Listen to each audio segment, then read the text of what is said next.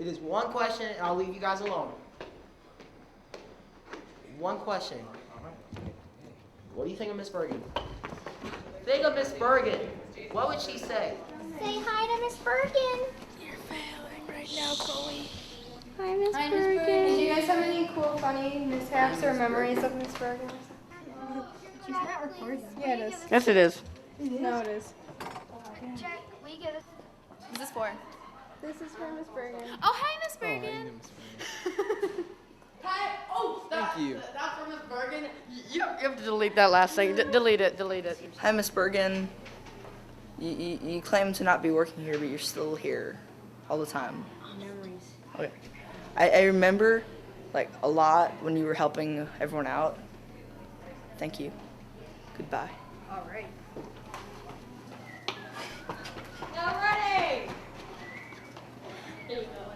Yeah, I remember getting sick once, and we couldn't get a hold of my parents on the phone, and so Jackie Bergen took me into her office, and I was just so sick I slept on her floor. She just was like she really cared that much.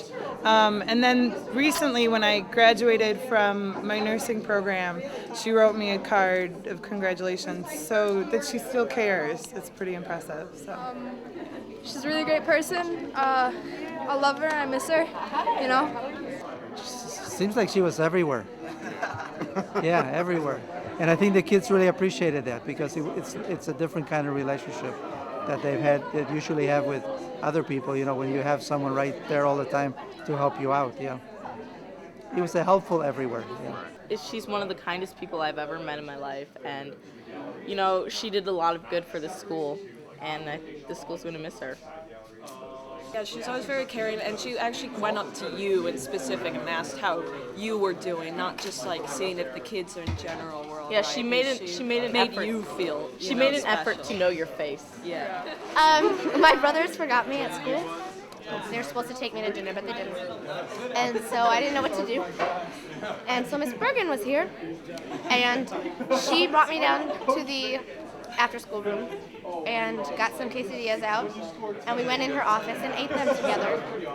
And it was really awesome. I started New North when I was 2, and I mean, Miss Bergen was one of those people that I kind of grew up knowing, like my aunts and uncles and my folks. So, I mean, it was. I don't really remember like meeting her ever. She loves, what a lot of people don't know is she loves, not only does she love leftovers, but when she gets a piece of cake, she puts it in the refrigerator uncovered for a couple of days until it's hard and crispy, and then she loves it. So don't ever worry about buying her anything fresh. Stale is what she loves. She always would take 2 children, no matter how upset they were, and to get them to be able to sit down and talk to each other reasonably. She always put the kids first. She always respected kids' feelings. She always cared the most about everything in this school being for the children. And she kept that out in front of me all the time. I remember the one time that I got called into Miss Bergen's office was because a friend of mine, we were enemies back then, but she pantsed me on the playground. So we were both called into Miss Bergen's office together, and it was so amazing because the way that Miss Bergen mediated the argument was such that by the time we walked out of the office, we had gone from enemies to friends, and we became best friends and stayed best friends until we graduated near North, and we still keep in touch now. And that would never have happened if it hadn't been for Miss Bergen's positive influence. We probably would have just gone on hating each other. So I love that Miss Bergen has the ability to take a situation like that and turn it into something positive. It's something I really admire about her. So. I just remember her being there, and she remembers everyone's name. I remember that. She always knew everyone's name, and that freaked me out because I'm terrible with names. So that is not something I learned from her, but something everyone should learn from her. The year our school got like the Blue Ribbon Award or whatever, we had this like dance, the Blue Ribbon dance, and she dressed up and got really festive and wore this giant like Simpson, what's the mom from The Simpsons? Marge Simpson wig, and it was totally trippy. So that was awesome. Well, my one memory is Jackie keeps reminding me that when she first became the director at the school, I was the first person she hired. So I'm her first employee ever. And she taught me everything I know about kids, and that's why you guys are probably benefiting from me, if you benefit at all. Because of her, she taught me everything. And the greatest thing, I came from a rough family life. She kind of became like a mother figure to me, and I will always appreciate that. Thank you, Jackie. Well, people ask me what my plans for retirement are, and I say my plan is not to have a plan. And for some people, that seems surprising, but I really am taking this time to reflect and to think about my life and think about what I can do or who I am, you know.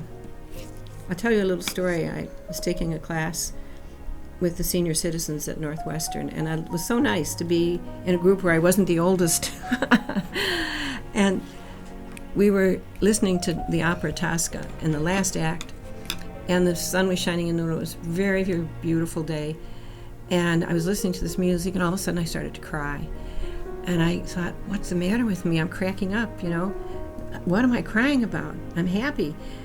And I realized that the music was really so beautiful, but it had made me respond like that, that I just could feel free to cry. And I've always said in my life, I wish I could cry more, because there's a lot to cry about, and it's healthy to cry. And here I thought, well, all right, you've taken your first step out of responsibility and just reacted immediately to something that was very special, that beautiful music.